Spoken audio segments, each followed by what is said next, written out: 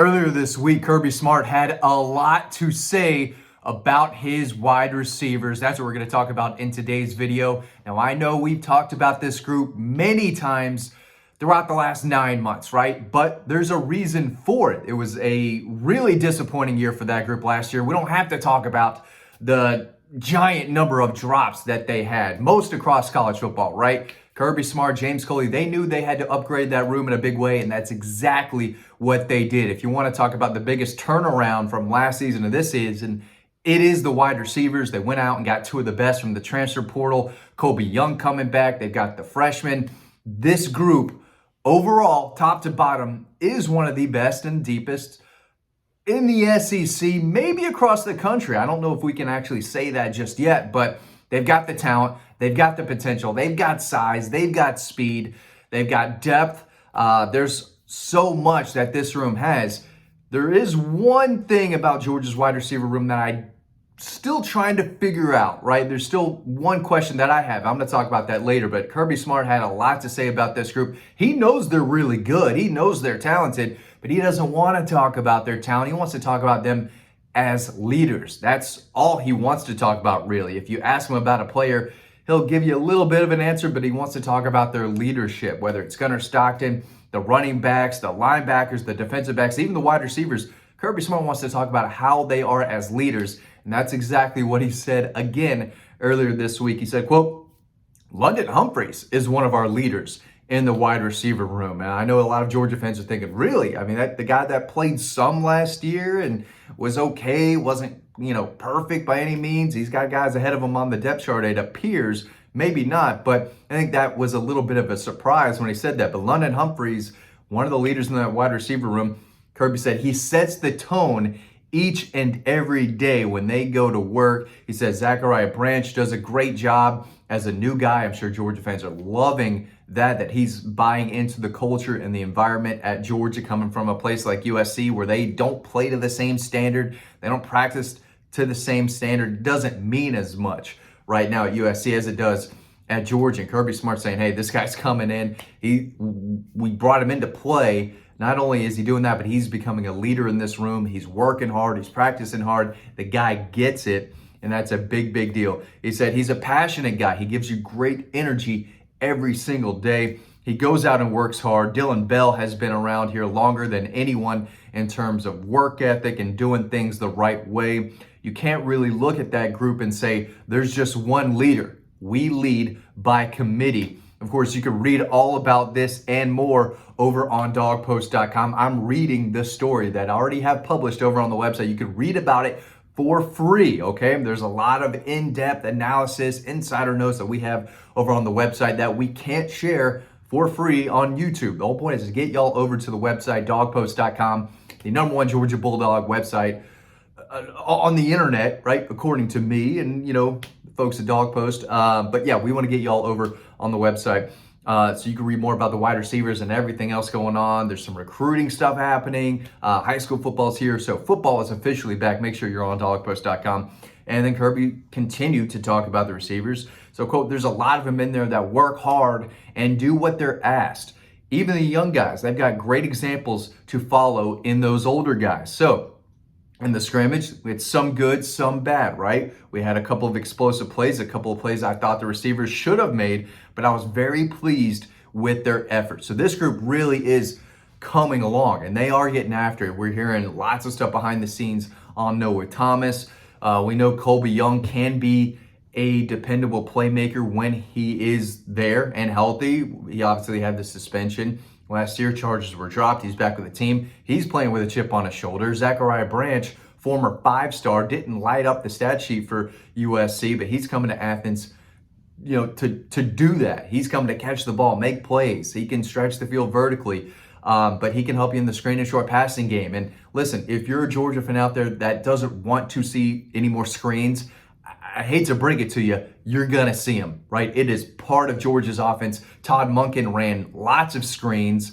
The players, executed better than they did last year. But in 23, we saw lots of screens that worked. It's an extension of the run game. And when you're not getting push up front in the trenches and there's not a lot of room to run for those backs that, can't get out to the perimeter, you have to have the screens. You have to spread it out, get your playmakers involved. It is an extension of the run game, and when executed properly, it is a very powerful tool that Georgia has and that Mike Bubba wants to use. And a lot of these screens that they ran last year are the same ones they ran under Todd Monken, just a little bit different. You don't want to run the exact same thing. So you try to mix it up, but screens are part of it. And when you have guys like Zachariah Branch, who is one of the fastest, most explosive players in college football, you need him on those screens, right? And the running backs can be a weapon in the screen game. Kenny McIntosh was great in the screen game. And when you have guys who can make it work, Dwight Phillips Jr. could be a weapon in the screen game. So you're going to see him. It's part of the offense. Now, could some be called, more efficiently, better time of the game? Sure, but the players have to do their job too. That's not what this is about. But you are going to see the screens. But, from what we're hearing behind the scenes, Kirby Smart is very happy with this group.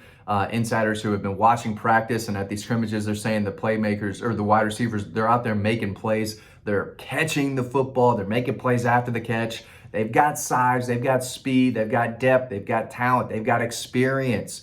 And they've got, a lot of really young, hungry freshmen who are turning heads as well. So, expectations are high for this group, even after the bad year last year, because it is so different. A lot of new faces, and the guys who were on the team last year, they knew it was a bad year overall. I think that's safe to say. They're playing with a chip on their shoulder. They want to have better seasons. So overall, I'm expecting a lot from this group, and it's up to Gunnar Stockton and the offensive line to do their job, protect Gunnar, and it's up to Gunnar to distribute the ball efficiently.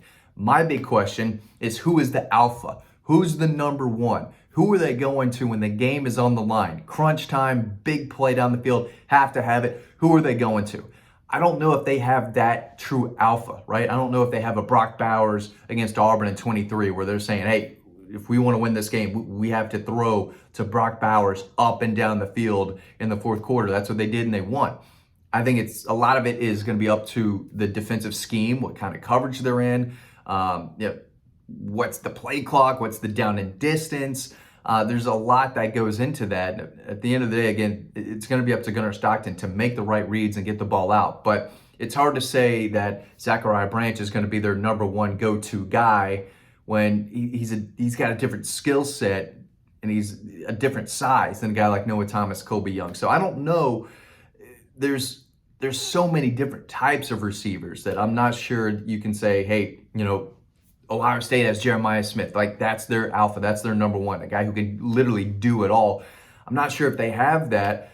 It's going to be by committee, this wide receiver room. So I think one day you could have Zachariah Branch have 8 catches for $150, 2 touchdowns, and then another game where they go you do it a little different, and they're targeting the bigger, body pass catchers on the outside, or maybe they've got an efficient run game to where they don't need to throw the ball as much. So we'll see where things go. Again, a lot of it's up to the offensive line, the play calling, the quarterback, but I don't know if they have a true number one who is head and shoulders above the rest. I think it's get the ball out to the guy, make the smart throw, the efficient throw, and put the ball where it needs to be, no matter who the receiver is. So at the end of the day, this group is going to have to make plays. There could be some games where they're in a shootout. I do think Georgia's defense might be better than people think, but at the end of the day, Alabama could have a really good offense. Arch Manning in Texas. Apparently, Arch Manning's already won the Heisman, right? He's already got the award. Best player in college football. We don't even have to play the season. We know it's Arch Manning. So he's going to come in, according to the experts, right? So he's going to come into Athens, high-powered offense. Austin Simmons at Ole Miss, that kid could play. I think he could be one of the sleeper breakout players in the SEC. Georgia Tech can obviously, get a run game going. They've got Haynes King back. They could be a really potent offense. So they could be in some shootouts, and they're going to need these wide receivers to step up and make big plays. Cash Jones can catch out of the backfield. Dwight Phillips could bring that, to them as well. Rod Robinson has caught passes out of the backfield. So they've got some weapons back there who can catch the ball, but Zachariah Branch is a guy who can score from anywhere on the field. Noah Thomas has shown that he can stretch the field and make big plays after the catch. Dylan Bell has flashed big play ability. He's been around for a while. London Humphreys really good speed. You've got the talent behind him. And, again, Colby Young, Cole Spear, Sokovie White. There's a lot of names. There's a lot of guys working hard to take that next step in their development. And Kirby Smart's out here saying, yeah, they're talented, but these are leaders. These are guys who are getting it. They are competing hard.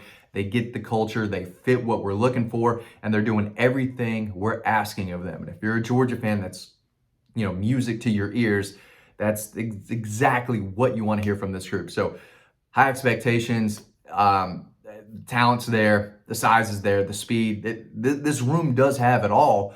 We'll see how impactful they can be. Has to be better than last year. I definitely think it will. And they could surprise a lot of people who are sleeping on this wide receiver room. All right, you can read more about this again over on dogpost.com. Thanks for watching. Hope you learned something, and I'll see you over on the website.